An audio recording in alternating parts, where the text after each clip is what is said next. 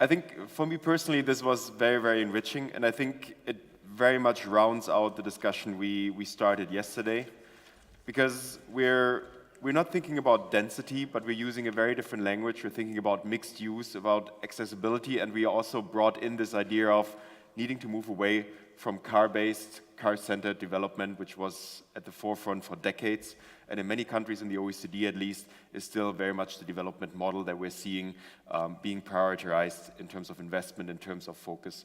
And I think we're making strong statements here and sending a strong message that that's actually not where the future is. To maybe kick things off, one of the points we started out on was Saskia Sassen's point on financialization. We just ended on it as well in terms of investment, but ultimately, to make this transformation, to go from the 1985 downtown to the 2015 downtown, someone needs to take action, someone needs to make those investments. So the first question I would like to pose to the panel is, where is the role for different governments? Where is the role for public and private actors to engage? And how can we make this a co-produced, a positive kind of movement in the right direction to ensure that we have walkable, accessible kind of neighborhoods and not the easy types of developments where we take a large plot of land, we build a big block of areas and go for the scale economies that we so much love. Chris, maybe you want to kick us off. I've found that the best models to regenerate, whether they be corridors, like Matthew talked about, or cores, is what I refer to as the private-public partnership model. Generally speaking, that's reversed. Talk about public-private. I found the best models to be driven by the private sector and that it is led by local property owners, local actors such as universities, hospitals not so much. They've been missing in action, which is a shame, and they hopefully will mend their ways. But led by the private sector because, for one thing, from a financial point of view, all the studies show that when you look at a redeveloping place, walkable urban place, for every $1 public money spent, it's $10 to $15 of private money spent. So I'm a believer in both definitions of the golden rule. The first that you know well, the second is he or she with the gold rules. And that says that if you're going to be investing serious dollars in a place, the private sector has to have the lead. And we've seen some great models of this. But to your point of, there are two ways to do this. One is revving up your Huey helicopter and dropping formulas into the places. And that's not what the market's demanding. What we need to create are places that grow from the dirt and that are reflective of these places, could only be in central Trento, central Trento, and that really reflect the uniquenesses of these places.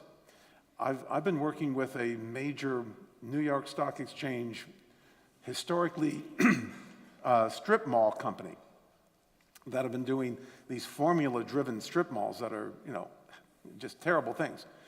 And they're moving into the walkable urban world. About 30% of their $18 billion of net worth is now in walkable urban places. What they've decided to do, they've come to realize that the world does not need another gap. What the world needs is small retailers, and they're going into the cultivation of small retailers as part of their business model, which is one of the better signs. I showed in my presentation the Mosaic district.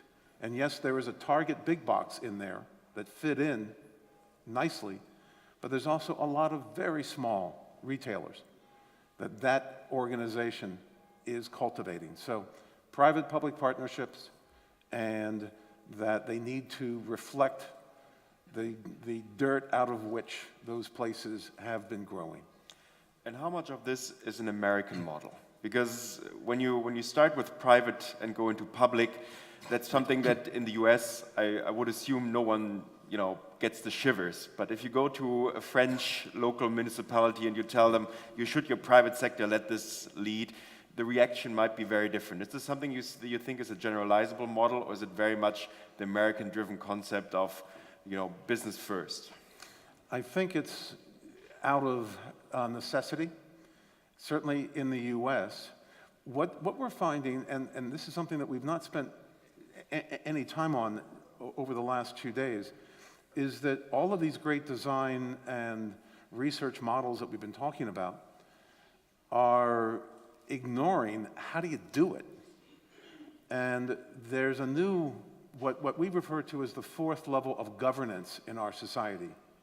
There's national, provincial or state, and local. The fourth level is place management. And we're talking about a place that's 25 to 125 hectares that should be managed 24/7. It's just that we happen to see the best models tend to be private sector driven, public sector's at the table. And the primary reason that you need the private sector to take the lead is that the public sector cannot prioritize a place. They need to take their resources and spread it like peanut butter smoothly across the entire jurisdiction. If there's a place that needs higher level of security, higher level of cleanliness, more festivals, they need better infrastructure than the city can provide, who else is going to do it? So that's why it becomes the default mode that we're seeing, and why we see the best models worldwide are, in fact, private sector led. Michael. Chris, I absolutely take your point that we need to be talking about implementation and about how the governance of that works. But I think one of the things that was illustrated by our three panelists is what kind of model are we using in order to understand what we're doing when we're implementing or when we're acting on policy or on the other things. And it seems to me that there was a theme between the three of you, and I'd love to hear you talk about it a little more, of how networks actually work, how the connectivity of the different systems. We're drilling down into not only getting out of our cars, which is a key part of it, but what kind of structure is it that connects all these different SMEs and that connects the spaces that they're in and the streets that they're on and so on and so forth. And I think it seems to me that's a real sort of cognitive revolution going on in our thinking, which is absolutely essential to understanding what we need to do when we're trying to create these places. And just to touch on a couple of points that each of you made, Matthew, something that you said, that we overlook these streets often or misunderstand them and misunderstand their value for SMEs. And then Tim talked about the idea of incremental growth and how we need to foster that and foster self-organization. And then Francesca talked about generative street systems. So it seems to me we're circling around this idea of, number one, dynamic networks and how they actually work and how we can intervene with them catalytically and strategically with private and public investment. And the other thing is how we think about, if you will, design for self-organization. These systems are self-organizing in many ways. And I think, frankly, we as designers can learn a lot from the economists about how to think about, empowering self-organization. I think economists think a lot about, markets as self-organizing systems and economies as self-organizing systems. Maybe, particularly, Tim and Matthew, when you were talking about the old static model of the modernist city, everything rationally segregated, connected by automobiles. That's really what we're talking about, isn't it? I'd love to hear the three of you comment on that. And Matthew? Yeah, I think your question was, what can governments or what can the public sector do about it? And I think the public sector, like universities, like the way we organize our professions, is very siloed. And they look at things in their little silos. The economists look at the city in a particular way, and the planners look at it in a particular way, the transport planners in another way. And so we miss this sophistication that you've been talking about, Michael, these networks, this complexity. Nobody really understands it. And I think we have to start by understanding what we're trying to deal with, whether it's the sort of property structure and how that works, and, you know, real estate functions of these places, or physically. And we have to start by understanding that, because otherwise we get unintended consequences from the various policy initiatives. So no shortage of policy initiatives back home in the UK to try and think about how we might deal with our streets, for example, these mixed streets, many of which are suffering. But many of them have unintended consequences because of this lack of understanding. So, for example, this move to deregulate, one of the consequences of that is actually driving out the mix, which we've all been talking about as being so important to creating this sort of this diversity and this rich economy locally. And that wasn't the purpose of the policy, it's just the lack of understanding of this rich ecology led to that outcome. So we need to start by understanding, and I think governments, certainly back home, are not very good at doing that. Yeah, I mean, my views, and to try to link this back to Chris's point, half of my clients are private sector clients, half of them are public sector clients. So I get to see both sides of the coin, and one consistency is that they're both afraid of each other unless and until they properly engage with the other. I take your point, Chris, that the private sector has a huge role to play. You know, I wouldn't be sitting here unless my first clients had been private sector clients. Actually, my first clients were community groups fighting property developers, and then the property developers were sick of paying legal fees to fight communities, that they said, look, what are you doing for these people? Can we hire you so we can avoid the legal dispute? And then the private sector has a big role to play. But that's not to say, I don't think public sector clients, in my view, try to spread evenly. It's not my experience. They understand hierarchy. They understand the need to prioritize centers and high streets over other places. But when it comes to the policies that the public sector can put in place to identify their priorities, I think there are a lot of good words in our policies about the outcomes that we expect. You know, a lot of good in the UK, the policy on, you know, walkable and low carbon, and it's kind of all there. We've had it for decades. The policies on the inputs, though, I think are weaker. So that would be my advice, to pick up on what we've talked about, the importance of the street, the importance of the grid, the importance of mixing uses, not in a random way, but in a just around the corner way, as Francesca said. I think those input policies would be of great assistance. And then that helps you manage the relationship between public and private, where the inputs are largely coming from the private sector, but you have to design the place. Yes, that's my job. Equally, you need to design the governance, and that's about how everyone makes decisions. And then you need to design the finance. So that, for me, is a magic triangle of place, governance, and finance. And the best projects are the ones that seem to resolve that most harmoniously. Yeah, so it's interesting you raised this point about recognising complexity, because actually the Greater Manchester Prosperity Review, as they're preparing their local industrial strategy, has really picked up on economic complexity. It's really interesting. They're very aware of the messiness of innovation and the need to kind of bring sectors together. But I think what probably goes under the radar is how fragile these local complex systems are. And in fact, Greater Manchester has become quite a knowledge economy hub, and the centre of the city has become a great place for people to want to live, all sorts of office developments happening. And the danger is that these more kind of fragile manufacturing ecosystems disappear as part of that process. And I think they bring value, even if they're not necessarily bringing a huge amount of added value compared to some of these financial institutions, for example. Manchester has always been dependent on materials science. It's always had these interactions between the universities and these kind of SMEs involved in material innovation. And if it loses those firms to kind of more peripheral areas, you're losing that kind of ability to kind of cross-fertilize. So often it's about protection of what's already there, not necessarily trying to stimulate things which aren't. But this kind of sets a bit of a trade-off that we're seeing here. Because on the one hand, we want to create a positive environment for the people who are there. We want to protect these kind of ecosystems and the small spaces. On the other hand, we want to improve accessibility. We want to improve the places and make them even better than they already are. And what we see is, well, on the one hand, from the simulations and the actual data collected, that this raises property values. It's one of the great benefits that things get more expensive, more than doubling the retail costs, the housing costs, and so on and so on.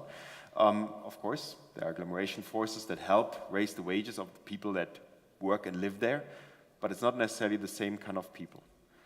So we see, on the one hand, all these improvements we are create value, and we try to have private and public partners to support them. But on the other hand, they're not necessarily creating values for the same kind of people that we had living there. So this is kind of a very fine balance that we need to walk on between what do we need to protect and where do we need to kind of make places better. So what is a way that we can address this in terms of planning, in terms of management, or in terms of engagement with different actors to make this a process that actually works for the community? As you said, the community was protesting, and we still have this. Google wanted to invest in Berlin, build a new innovation park, and all the things every city dreams of, and then the city wanted it. The people living in the neighborhood, they said, we're going to sue until you go away. And they went away. So when you drill down to the fine grain of wealth profiling in cities and looking at historic maps. We have a fantastic set of maps about London, the Booth maps, about wealth. And what you see in those is that rich people and poor people lived just around the corner from each other. Why? Because you never want to be very far from the person that waters your horse or that cleans your chamber. They need to be close. And that's the kind of lesson that I think we should dwell on and try to protect or just engender in new places. Don't put all the wealthy people in one place and all the poor people in another place. Mixed communities mix at every level. Yes, that's one of the things that the place-based strategies I've been working on always end up with a management goal that has been imposed generally by public policy, but many times by just the community that helps develop the strategy, is that it's mixed use and mixed income. And my criteria that we've seen mostly, or the principle, is that anybody working in the place, and again, this is anywhere from 25 to 125 hectares. Anybody living or working in the place should be able to live in the place. And that becomes the goal by which you're measured. So if you're a community improvement district, you're the manager of this place, and you're being financed by the property owners, by the city, by various revenue generating uses that festivals and the rest that you are running, that every 5 years, when you go back to be reauthorized by the city council, you have to demonstrate, did you meet your strategic goals? And one of those goals is, are you moving towards, at some point in the future, that that the janitor can live within walking distance? Now, that's sort of aspirational. Maybe we will never get there, but we did get there 100 years ago. When you look at the census from 1900, most of our cities, very much mixed income, and racially mixed as well. Now, I'm not trying to say that was utopia, but it certainly was far more mixed race and mixed income than we have today. And I think that place management can be a means by which to get there again. Matthew. Yes, I mean, cities, of course, change. Cities have to change. They have to be dynamic places, and you can never stop change. And part of the threat that we face, therefore, is gentrification, and gentrification will happen. Some places we might welcome gentrification. Other places it can be disastrous. And I think that comes back to the point about, what is the role of the public sector to intervene? And somebody once said to me that you need to inoculate cities against gentrification. And that means, it's things that the public sector can do, building social housing, using zoning or planning regulations to preserve particular areas as they are in certain land uses. There's lots of tools that the public sector can use if they so wish to do, but at the same time, we have to accept that cities need to carry on changing. I talked about London. London is a city which, its success is built on the fact that it's been allowed to just change, through the decades. What about Manchester? I was just thinking, we've heard quite a lot today and yesterday as well about these kind of live-work communities and about trying to construct places where people actually both live and kind of contribute commercially. And that also comes out in Manchester, the research I've been doing. Actually, the industries that tend to share labour are also found more likely to be found in the same neighbourhoods. And I think we very often talk about the scale of labour markets as sort of functional urban areas and understanding that, as long as you can commute within 3/4 of an hour, you're okay. But actually there are quite a lot, I think that probably applies to only people who earn a certain income level and above. I think there are a lot of people who rely on their local neighbourhood having commercial activity because their wages won't support a long commute. So again, I think that's something that cities, when you're doing place management, you need to be aware of the sort of the scale at which people are willing to move about. And if you can protect those sort of areas, then again, it does have these other kind of repercussions like reducing transport costs and carbon emissions. And so it's very intricate, this place management, but I think that's a key point. Michael. And I'll add to that, I think, it's one thing to set policy goals or aspirational goals, and then the other thing is maybe what comes out of what you guys are talking about, which is how does the dynamics of the process support or achieve those goals? So how does for example, the real estate dynamics support lower, more affordability? And Chris, you talked about location efficiency, but the other dynamic is, of course, supply, right? You need more supply in order to make sure that the demand doesn't force the price up and sort of overheat and create a kind of rampant displacement and gentrification, which is exactly what we're seeing in many cities today. So it seems to me if we think about a broader sort of evolutionary approach, we would be thinking, as you've said, Chris, about urbanizing the suburbs, about creating more of these places that are more affordable and more, again, built around these kind of networks of innovation and economic growth and location affordability and so on. And the other thing, just to add to what you were saying earlier, Chris, is the idea that in implementation, you've also got to think about networks, don't you think, in terms of the, if you will, the polycentric governance of how you're going to build coalitions of people who are going to achieve what you want. The key factor in real estate is land. And it's the old saw about location, location, location. But you can create great walkable urban places. They've all been created. They all started out as farm fields at some point centuries ago. And the issue is land control. My first real estate development project was with UC Irvine, where they had a terrible problem recruiting faculty and staff because Orange County, California was very expensive. But they did have land that was just fields. And we created a nonprofit development corporation to build 1,500 housing units, mostly for sale, that are permanently affordable because the land is under control. It's $1 per year land lease, and then we have resale controls. And to this day, the housing values are 60% of market. And so to me, the issue is, since in real estate, all value puddles in the land, that's why we do residual land value work to understand where the land's going. We need to, these place management organizations, one of the key issues is tying up land that either the government has because of various tax forfeiture, or land that's become obsolete, brownfield land, that the place manager can then put back into circulation.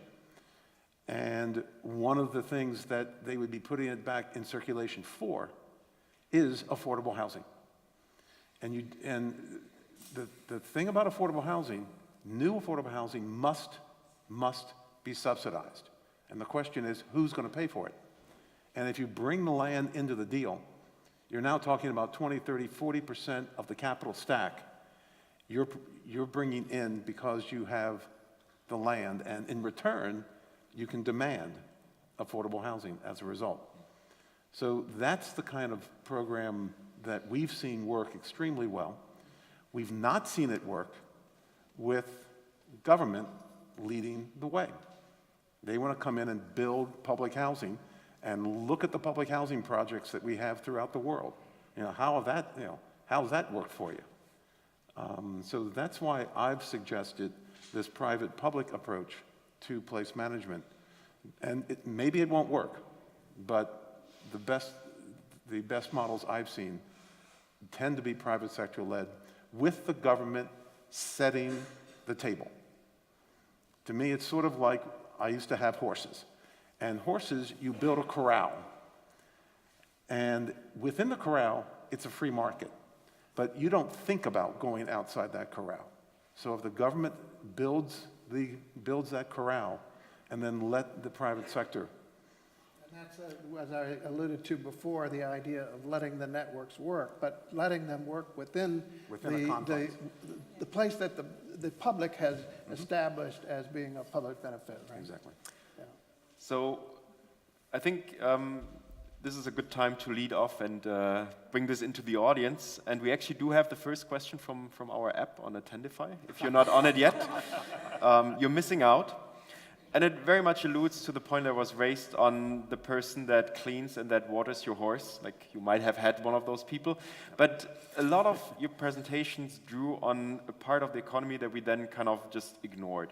And that's the experience economy, the creative economy. We had the artists, the designers, and the elements.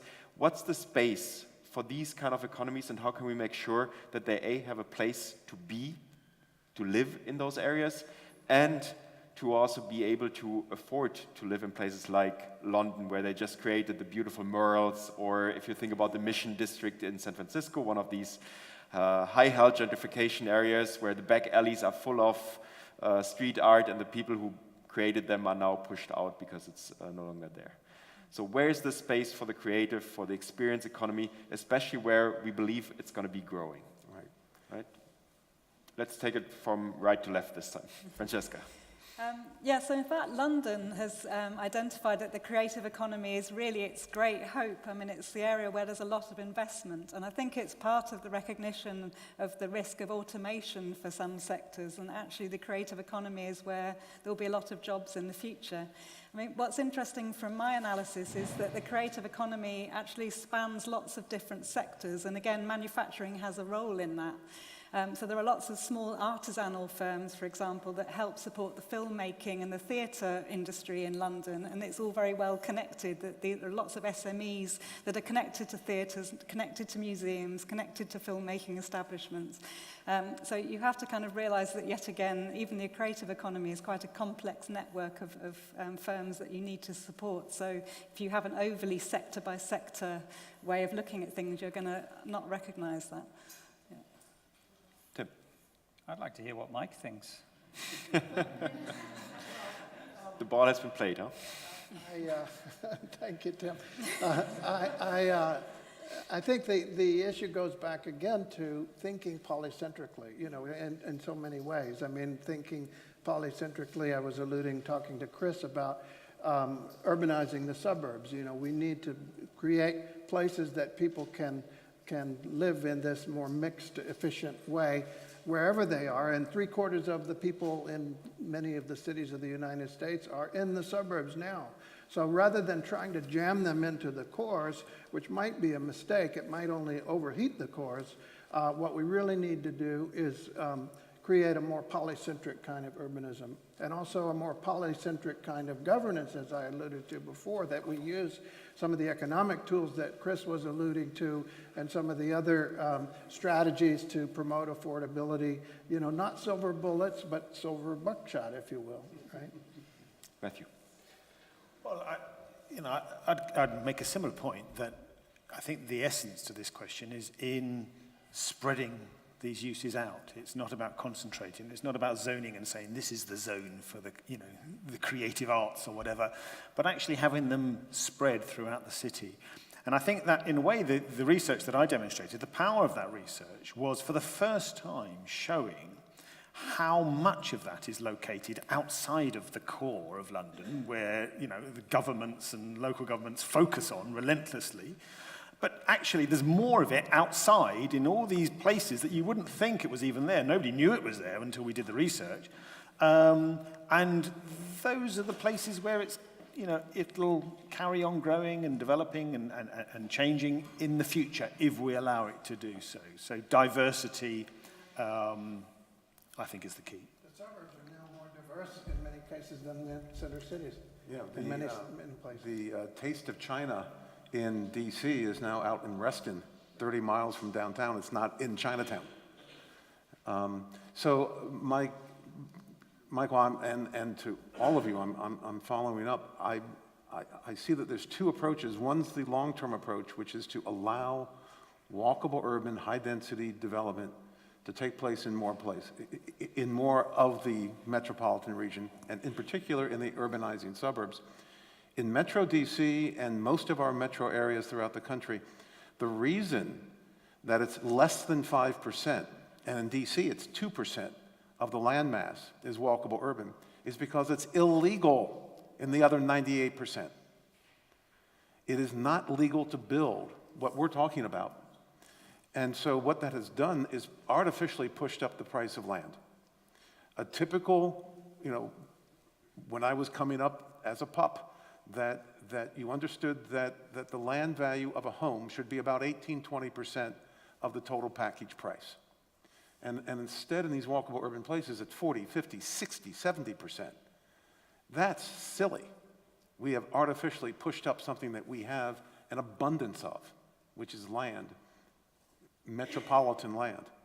So, but that's going to take years to really address, because we only add 2% to the built environment as far as total square meters in a good year. So it's going to take 20, 30 years to get that supply online, whether it be center city or urbanizing suburb. So the second issue, or the second thing, is to demand that place management organizations have an aggressive social equity strategy in place to achieve a mixed income, mixed race place. And you simply say this is, that if you want to be in business, this is what we want in return. And I think the choral you mentioned that actually sets the framework is critical, especially the incentive sets to different levels of government. What we did in our work is to also understand a bit what are the incentives to develop, what type of development are being incentivized for the planners themselves. Because local governments are also just working to optimize what they can do for their citizens, and often it's not necessarily the kind of development, as you said, it's not even legal to build what you want because the framework conditions aren't set right. And I think this is also a good call to rethink a little bit, what is it we're demanding from the national, from the subnational levels, not just of our governments, but also of ourselves. Yeah, when I said I'd like to hear what Mike had to answer, I didn't mean that I wouldn't have an answer of my own. I thought we were playing tiki-taka and you just... I was A, being courteous, and B, buying time. Just to add to what's already been said, a couple of thoughts. First, where is the space for the creative industry? Well, it's kind of everywhere for a number of important reasons. One, yes, we need lots of local centers as well as major centers, but actually also because people work at home. And so wherever you are, if you're in the creative industry, you need to be able to create. And many people are working between offices and their homes. They're also working in the third spaces of railway stations, railway concourses, streets and cafes and restaurants, and so it's everywhere. A second thought, I was thinking about the warehousing that Francesca mentioned in Manchester, the great storage spaces above the ground floors of our centres. And I'm hearing different things, but one line is we don't need so much storage space anymore because storage logistics is moving to larger, ever larger warehousing facilities at the edges of major urban centres, you know, the big sort of Amazon depots. And therefore, the granular storage of the town centre, the room above the shop, is not needed as much. Therefore, what do we use it for? Well, to have it as a small business startup unit may be one very good use. A repurposing, change is the only constant. And so as a designer, thinking about that, and then thinking we don't need to bring big trucks into cities anymore, and therefore we don't need the wide turning circles that those trucks have to have, that the transport people provide, which then means the street can be, for vehicles can be narrower, and the footway for pedestrians can be wider, and the traffic can be slower, and maybe we don't even need to have any vehicles in some parts of the towns. All of these things begin to unpick as a result of changes to logistics at the edge of cities. And that, to me, is a fascinating future to think about. Having walked through the inner city of Trento a couple of times now, I think there are hopefully plenty of people here that also feel that cars are not necessarily the best thing, this kind of environment, breathing the fresh air. We had questions from the audience. Let's start in the back, and then we move forward. Okay. So, thank you for nice talks and discussion, and that was very interesting. And there is a notion, and the researchers as well, that smart cities, they become smarter, yeah, and the cities, like the poor cities, they go into more decline and the brain drain. So what are maybe the best kind of practices and tools to make the cities which are the declining cities, I mean the poor cities, to make them smarter, to bring smart people there. This is a general question, but maybe the best practices that you can remember. Short answers. Who wants to go first? Tim. Don't just build an expensive museum. No, but we heard about Bilbao yesterday and the Guggenheim. And of course, the Guggenheim is a global phenomenon. But many other things happened in Bilbao. Upgrades in the transportation network, investments in the public realm, signage, interpretation, visitor welcome, the way that hotels organize themselves. So don't just think one mega project is the solution. And we can see it here in Trento. There's so many things that make this place a wonderful place to be. No, it's the complexity and the management aspect, because we cannot just use one lever, but we have to look at it as an integrated whole. I think that's a very important point. I think it's about recognizing what are the unique selling points of any place, and every place has them. So, a good example back home in the UK is Sheffield, city that was very much in terminal decline in the sort of 1990s, but had a great university and other universities in the city. It had a history of metal manufacture. And building a future based around those sort of twin key strengths that the city has led to new investment in the city and so forth. So it's about recognizing what your strengths are and using that as the sort of basis on which to, because not everywhere can be the same. Sheffield, very nice example. If you haven't visited it, go to the train station, start walking north. You wouldn't expect this to be an old industrial town, but it's very modern, very much steel and office space. And then there's the Crucible for those who like snooker. Michael. And, I think, again, as we were talking about not over-concentrating in the core, but thinking about a polycentric approach to the city and urbanizing the suburbs and so on, we should think the same way about regions and countries and even the globe, about being more polycentric and more even tempered in our growth. Agglomeration benefits are very real. They're like, the nuclear rods in a reactor. But if you get too many, you're going to melt down, right? You're going to create a problem. So you need to have a more polycentric approach, not only in the city, but in the country as well. Good. So I've been doing a lot of work in what I refer to as third tier metros that are under 1 million, and, and in particular those under 500,000. And Lisa and I used to live in Santa Fe, New Mexico, which is about 100,000. And, but you know, Boise, Idaho, and Roanoke, Virginia, Asheville, North Carolina. My favorite, though, is Chattanooga, Tennessee, which is a Rust Belt town that absolutely collapsed economically in the 1980s. And I've been working there for 35 years. We're about to go back next month to do a bit of a checkup for them. And they've done a remarkable job because of the multiple approaches, 14 different things going on at once. And sometimes it does include a museum. They built the world's largest freshwater aquarium, wildly successful, privately funded. But mainly it was bringing more housing downtown, bringing more urban entertainment downtown, a free battery-powered circulator. And it's been just remarkable to see this little town that should have blown away years ago.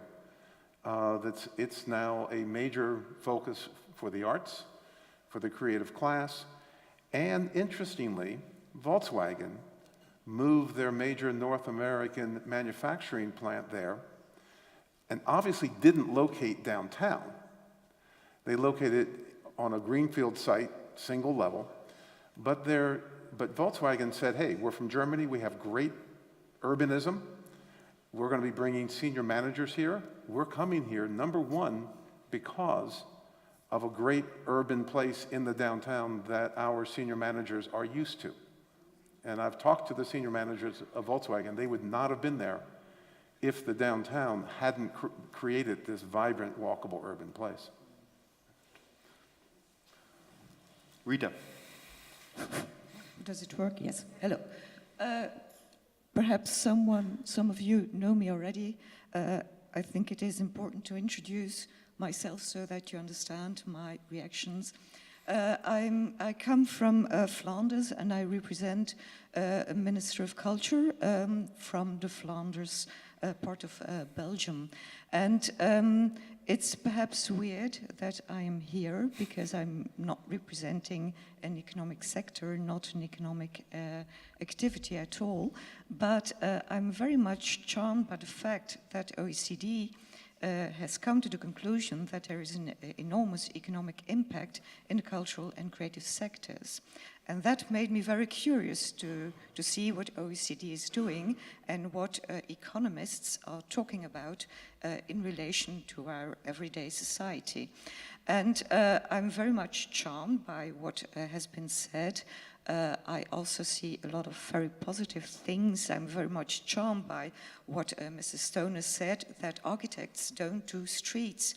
I think that is very brave to say, because yesterday we saw that beautiful picture of the towers of Le Corbusier, and I also saw similar pictures of architects standing around a maquette of these towers and looking top down to the city to see how it should look like.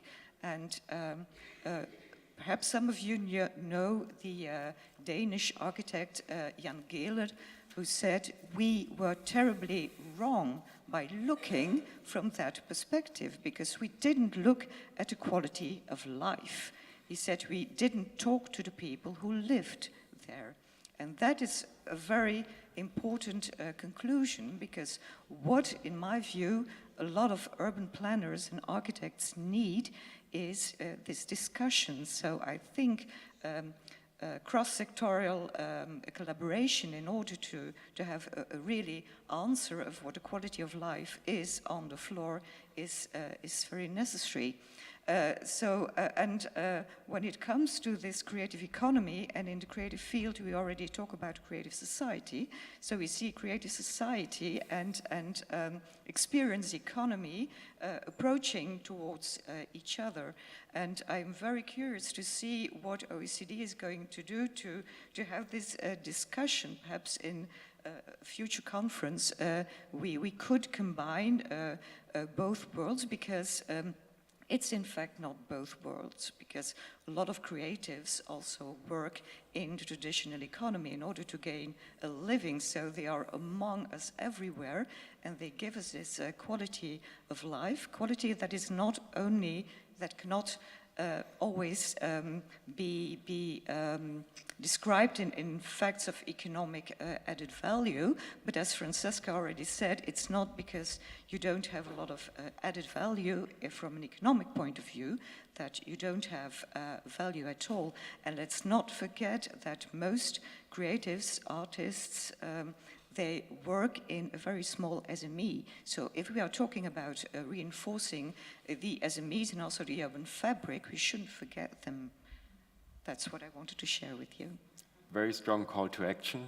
And I think one of the nice things that I saw in these presentations is that you also can reconcile these two elements, because you create the jobs, 1.5 million of the London jobs within the vicinity of those high streets where people can live, but at the same time have the space to interact and to have the forum and the platform to be creative and to produce in those elements as well. And I think this mixed use kind of extends in this direction as well, very much providing opportunities to provide a living if it's not sustained by your other parts. Brian. Thank you. I also wanted to make a comment about the question about providing spaces for creatives. Chris made a very important point about land use regulations that make it illegal to build walkable urbanism in so much of the United States at least. And therefore land values where it is legal are too high, and creatives have a difficult time affording space in those expensive places. There are creatives who have businesses that make money that can locate there, but there are a lot of artists who need extremely low-cost spaces. And the comment I'd like to add is that there's an additional factor that's often overlooked in the United States at least, which has to do with building code and safety regulations that are necessary and very well intentioned, but over decades have accreted levels and levels and levels, and they are of such high standards now that they're too expensive, that they add too much to the cost to develop places. And the artists can't do it. Decades ago, they could. Artists could, by the way, lead the regeneration and revitalization of areas by moving in and occupying them, activating them, making them interesting and cool. That can't be done anymore. We've made it illegal.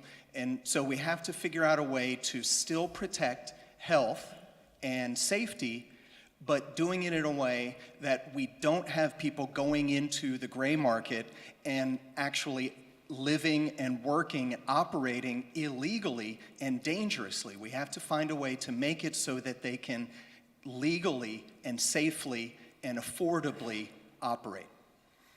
I think that's a very important call, and it's actually one of the surprising developments we see in the United States. One of the German politicians actually once quipped that you would have never seen Apple in Germany, because if you start your company in a garage, that would be completely illegal in Germany because you don't have a fire exit, you don't have a window, and there's no natural light, and that is completely illegal in all kind of regulations, restrictions, so no Apple for Germany.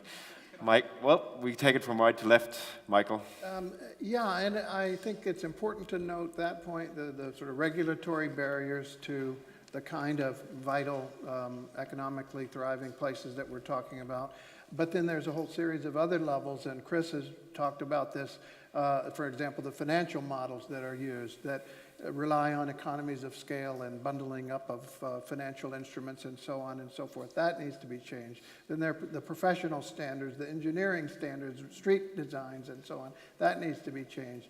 And then, you know, a whole series of other, again, going back to what we were talking earlier, the models that designers use, that planners use, the way we think about the problem. All of these things you might think of as the kind of operating system that generates what we're looking at today, and we're all saying, oh my God, it's unintended consequences left and right. So the way to think through that, I think, is only to slog through, as Brian and others are doing, and Chris are doing, and find new tools, new strategies, new changes to that operating system. Again, thinking of it more as a sort of evolutionary network system rather than Francesca. static. Yeah, I like very much your point. And in fact, Jane Jacobs said that it was very important to have old buildings for commercial use. And I think the reason she said that was that older buildings are not only cheaper, but they're messier. They're kind of spaces where you can experiment and you can make mistakes and you can make a mess. And I mean, it's interesting when you look in London, so very creative places like Hackney Wick, where you've had lots of artist studios, lots of creative processes happening. The problem is that some of the new residential developments, they have to commit as part of the planning process to having commercial space. But the commercial space is actually over-finished. It's too high spec, so it's too expensive. It's often separated, so you have sort of ground floor space in different buildings, but not coming together in a sort of artist community. So I think there needs to be a lot more understanding within planning regulations about the kind of spaces that creatives really need to work in.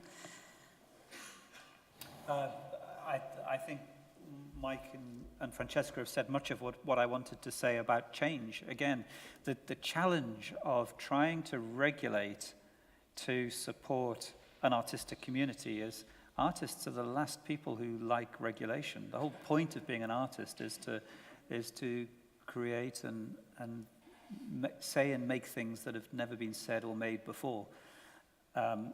And I think the way into that, it's not impossible, but the way into that is to understand how places change. It's to understand the fourth dimension of time, to look at how places have evolved, to do the historic research, and also to look at unplanned settlements today. I think there's a lot to learn, and it's maybe another session, about slums, unplanned and informal settlements, where in the absence of architects, town planners, regulators, policymakers, and financiers, there may be some challenging physical conditions, but there's some wonderful life, thriving life in these places that is a very special kind of outcome that many of us, with all the wealth and all the policy, would love to be creating. Yeah, I mean, going back to the point that the lady made about, architects love to, see things from above and draw the sort of rational plan and, imagine that's the way we should be living our lives. And regulations try to do a similar thing in a way. They're trying to rationalize how we're going to shape our cities. But the great cities, the ones that really deliver what we've been talking about, are the messy ones. And you need messiness in cities at the ground level, but also quite often from above as well. So my plea is for messiness. Chris, final words. That I agree with all that has been said, that it's basically keep it simple, stupid, and make the right thing easy. When I was redeveloping downtown Albuquerque in New Mexico, we had 100 years of accretive zoning layering on top. We came to realize as a community, as we did the strategy for downtown with everybody involved around the table, that we couldn't fix it. So we threw it out. And we came up with a zoning code that is known as form-based code. I'm sure that term has been used here in Europe. And we had 21 principles. Each principle was one page. Each page had about 3 sentences that defined the principle, and then had 3 pictures, one with an X through it, which is what we didn't want to see, and 2 examples of what we wanted to see from downtown Albuquerque as it was at that point in time. And my favorite principle of the 21 is that the front door must face the sidewalk. And the picture with the X through it was the city planning department, where their front door faced a surface parking lot on the side. We like to rub their noses in it. And if you followed those 21 principles, you got your building permit in 3 weeks administratively, and thus basically greased the skids on getting through the process. It wasn't, years to get through the process and no politics. It was 3 weeks administratively. And if the planning department did not respond in 3 weeks, you got it automatically. So the monkey was on their back. So it's keeping things simple. And no more than 3 weeks. Perfect last words. Thank you very much. Let's thank the speakers.